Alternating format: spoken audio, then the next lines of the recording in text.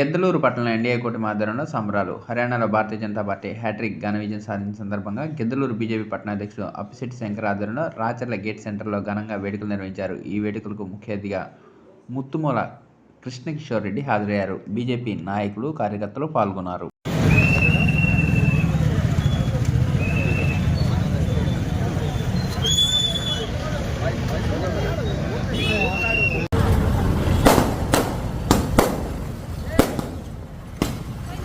మరి హర్యానాలో మన భారతదేశానికి స్వాతంత్రం వచ్చిన తర్వాత మూడవసారి ఒకే ప్రభుత్వము మరి యాంటీ ఇన్కంబెన్సీ లేకుండా మరి అదే ప్రభుత్వం రావడము దేశంలో ప్రప్రథమంగా మరి ఈరోజు నరేంద్ర మోడీ గారి నాయకత్వాన్ని నమ్మి ఈరోజు 48 సీట్లను అక్కడ 90కి గాను 48 సీట్లను కట్టబెట్టినారు.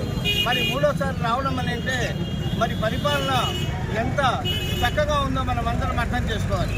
అలాగే మరి రెండో రాష్ట్రమైన కాశ్మీర్లో కూడా ఈరోజే మరి ప్రజాస్వామ్యబద్ధంగా ఎన్నికలు జరిగాయి.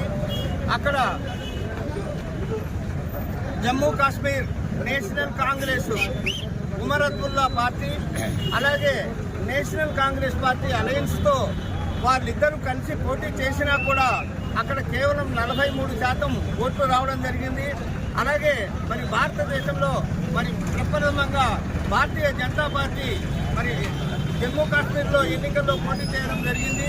మరి కేవలము 2% చిల్లరతో మాత్రమే 29 సీట్లను కైవసం చేసుకొని జమ్మూ కాశ్మీర్లో కూడా మరి ప్రజాప్రభుత్వం వచ్చింది.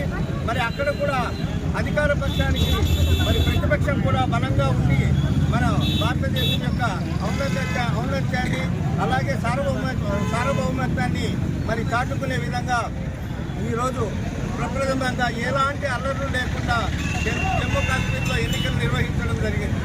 ఇలా చూస్తే